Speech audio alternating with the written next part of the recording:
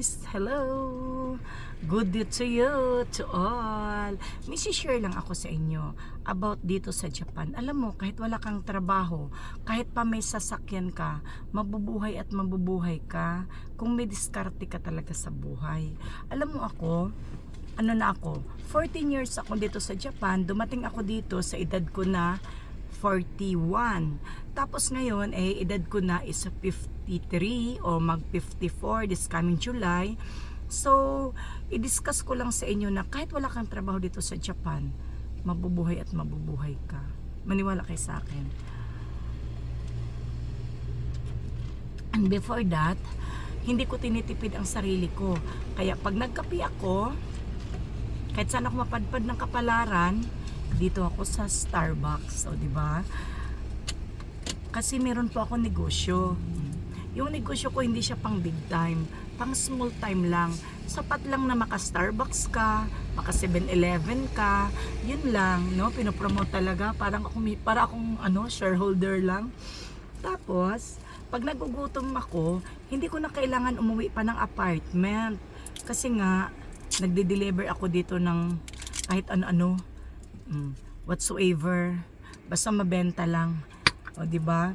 Kaya ito ngayon, bali hapunan ko na to, kasi ngayon oras na to, alas 4 na ng hapon. Summer nga pala ngayon guys dito sa Japan. So bumili ako sa 7-Eleven ng ganito, tsaka ng tinapay. Tapos kasi kung sa Starbucks ko pa bibilhin yung tinapay, Diyos ko, di ba? Ang liit, ang mahal. Kaya dito na ako 7-Eleven. Mabubuhay at mabubuhay ka talaga dito kahit wala kang trabaho.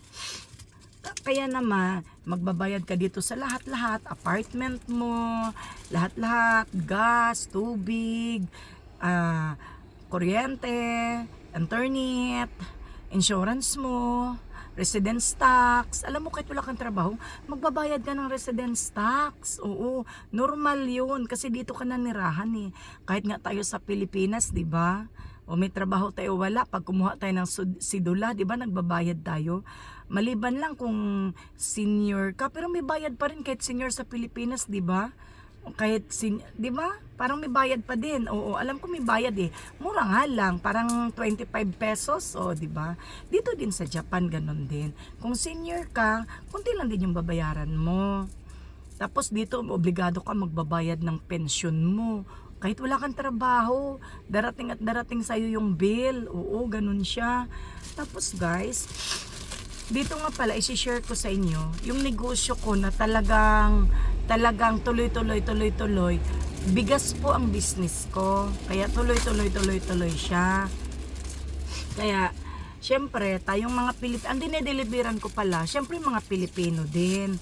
Minsan may mga Sri Lanka na gusto nilang bigas, mga Vietnamese gusto din ng bigas. Syempre may kaibigan din ako mga Vietnamese, mga Sri Lanka, o kaya mga Brazilian, o may kaibigan din ako mga Brazilian, mga Peruvian, o meron din. Kaya tuloy-tuloy lang, kahit wala kang trabaho, kahit kumita ka lang ng konti, lang talaga, kahit ipapautang mo siya, kailangan talaga, magtiwala ka lang talaga sa tao. Pagkatiwalaan mo sila, kasi lalo na kung bigas, konti lang naman yung manluloko eh. Mas marami talaga yung matitino. Yun kasi ang motto ko sa buhay. Kasi ako naman, di naman ako manluloko eh. Patas akong magtrabaho. Sinasabi ko talaga, ito yung presyo ko, yan yung kilo. O di ba? Patas ako magtrabaho, kaya ganun. Kaya daw, yung takot daw maluko, manluloko kasi sila. Hindi naman ako manluloko kahit nga yung mga gulay sa tabi-tabing kalsada, kung kulang nga siya ng itsiyen, ayoko siyang kunin. Kasi ang katwiran ko, pag sa akin ginawa, hindi ko rin tsak magugustuhan. O, di ba? So, kain tayo guys. O, ganito lang siya, di ba?